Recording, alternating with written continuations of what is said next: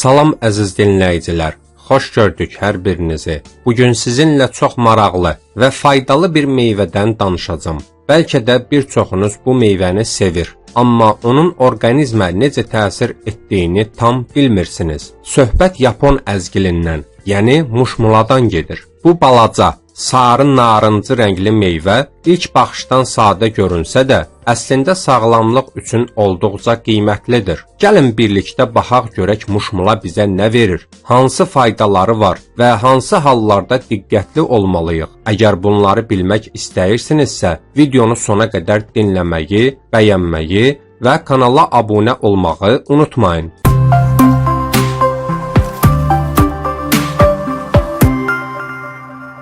Əziz dinləyicilər, gəlin ilk növbədə muşmulanın tərkibi ilə tanış olaq. Bu meyvə vitamin və minerallarla zəngindir. Xüsusilə C vitamini baxımından çox güclüdür. Bildiyimiz kimi C vitamini immun sisteminin əsas dayaqlarından biridir. Bu isə o deməkdir ki, muşmula müntəzəm istifadə edildikdə bədəni viruslara, soyuq dəyməyə və digər xəstəliklərə qarşı daha güclü edir. Xüsusilə payız və yaz aylarında bu meyvə çox faydalıdır. Muşmulanın digər önəmli xüsusiyyətlərindən biri onun həzm sisteminə müsbət təsiridir. Tərkibində bol miqdarda lif var. Liflər isə bağırsaqların daha yaxşı işləməsinə kömək edir. Əgər qəbizlik problemi yaşayırsınızsa, muşmula bu problemi azaltmağa kömək edə bilər. Eyni zamanda mədəni yormur, yüngül həzm olunur və qida qəbulundan sonra ağırlıq hissinin qarşısını alır. Bundan əlavə muşmula ürək və damar sağlamlığı üçün də çox faydalıdır.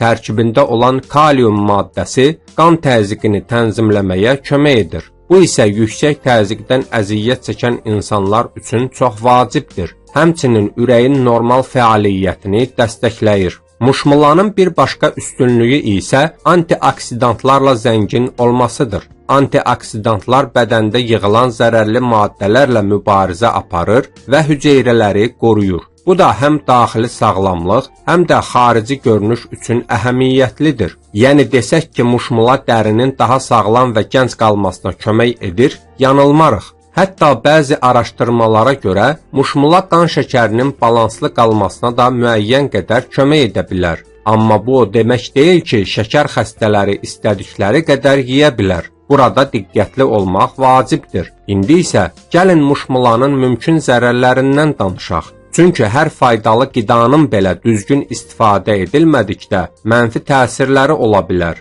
Ən əsas məqam miqdardır. Muşmulanı həddindən artıq yemək mədə problemlərinə səbəb ola bilər. Xüsusilə həssas mədəsi olan insanlarda şişkinlik, qaz və narahatlıq yarada bilər. Buna görə də hər zaman normanı qorumaq lazımdır. Digər tərəfdən bəzi insanlarda allergik reaksiyalar yarana bilər. Əgər ilk dəfə muşmula yeyirsinizsə, az miqdardan başlamaq daha təhlükəsiz olar. Şəkər xəstələri üçün də bir xəbərdarlıq edək. Muşmula təbii şəkər tərkibli meyvədir. Buna görə də diabet xəstələri bu meyvəni həkim məsləhəti ilə və ölçülü şəkildə istifadə etməlidir. Çox vacib bir məqam da var. Muşmulanın tumlarını yemək olmaz. Bu tumların tərkibində orqanizm üçün zərərli maddələr ola bilər. Ona görə də meyvəni yeyərkən yalnız yumşaq hissəsini istifadə etmək lazımdır. Sonda isə belə nəticəyə gələ bilərik. Muşmula həm dadlı, həm də çox faydalı bir meyvədir. Düzgün və ölçülü istifadə edildikdə immun sistemini gücləndirir, həzmi yaxşılaşdırır, ürək sağlamlığını dəstəkləyir və ümumi olaraq bədənə müsbət təsir göstərir. Amma unutmayaq, hər şeyin çoxu zərərdir. Balanslı qidalanmaq ən vacib şərtdir. Əgər bu video sizin üçün faydalı oldusa, videonu bəyənməyi, kanala abunə olmağı və fikirlərinizi şərh bölməsində yazmağı unutmayın. Sonda onu da qeyd edim ki, bu video məlumat xarakteri daşıyır. Əgər hansısa sağlamlıq problemi yaşayırsınızsa, öz həkiminizlə məsləhətləşin.